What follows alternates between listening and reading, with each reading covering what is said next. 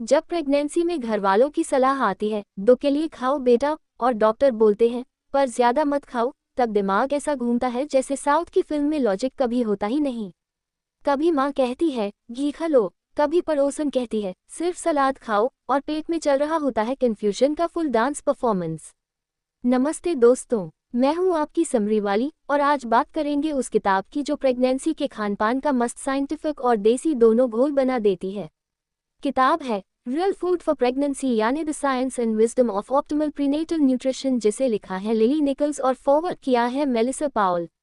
और मैं चाहती हूँ कि आप ये समरी पूरी सुने, क्या कि अधूरी जानकारी खतरनाक हो सकती है। लेखिका की पहली सोच, प्रेगनेंसी में असल खाना खाओ, फैंसी पैकिंग नहीं। लिली निकोल सीधे सपाट कहती हैं, प्रेगनेंसी कोई इंस्टाग्राम डाइट चैलेंज नहीं, यहाँ दिखावा नहीं, नरिशमेंट चाहिए।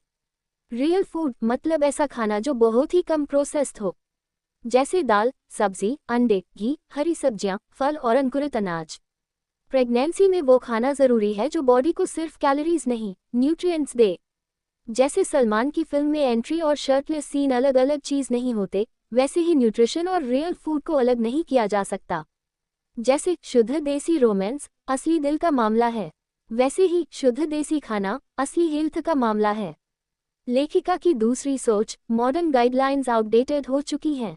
लिली साफ साफ कहती हैं, जो डाइट गाइडलाइंस आजकल चल रही हैं वो पिछले ज़माने की हैं। वो 1950 के रिसर्च पर आधारित हैं।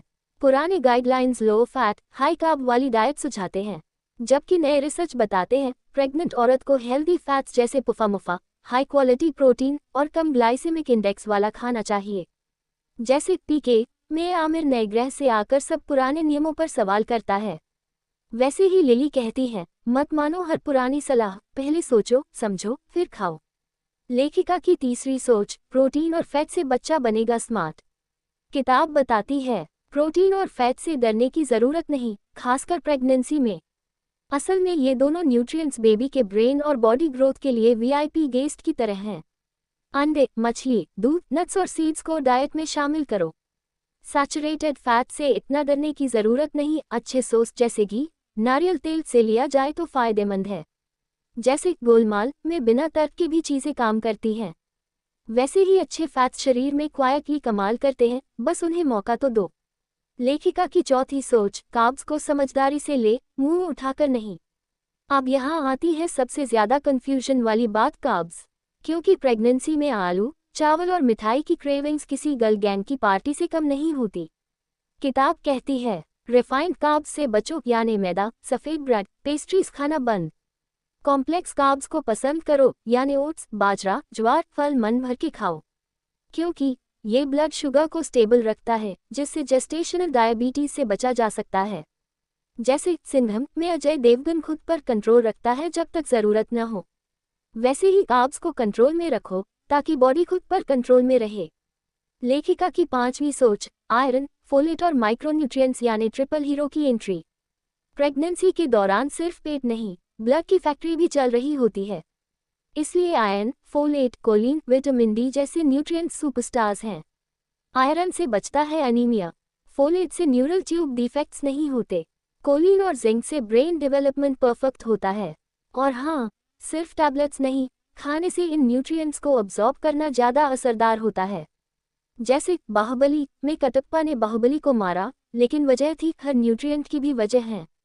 वैसे ही शरीर की कमजोरी दिखती नहीं, पर अंदर बहुत कुछ चलता रहता है, इसलिए न्यूट्रिएंट्स लो ताकि बॉडी क्लाइमैक्स तक फेल न हो। लेखिका की छठी सोच, हाइड्रेशन और डाइजेशन को मत भूलो। पानी सिर्फ प्यास बुझाने के लिए नहीं, ये न्यूट्रिएंट्स को बॉडी में घुमाने का मेट्रो ट्रेन है। रोज कम से कम 8-10 गिलास पानी। डाइजेस्टिव एंजाइम्स और प्रोबायोटिक्स से खाना अच्छे से पचेगा, और कॉन्स्टिपेशन, हार्टबर्न जैसी परेशानियां भी कम होंगी। पानी पेट की उलझाने सुलझता है, जैसे दम लगा के हईशा में पेशेंस से सब सुलझता है, वैसे ही पेट को सुकून चाहिए, भागम भाग नहीं। लेखिका की आखिरी सोच, तुम खाओगी अच्छा तो बच्चा भी खाएगा अच्छा। किताब का सबसे प्यारा मैसेज, माँ की डाइट बच्चे की पसंद बना देती है।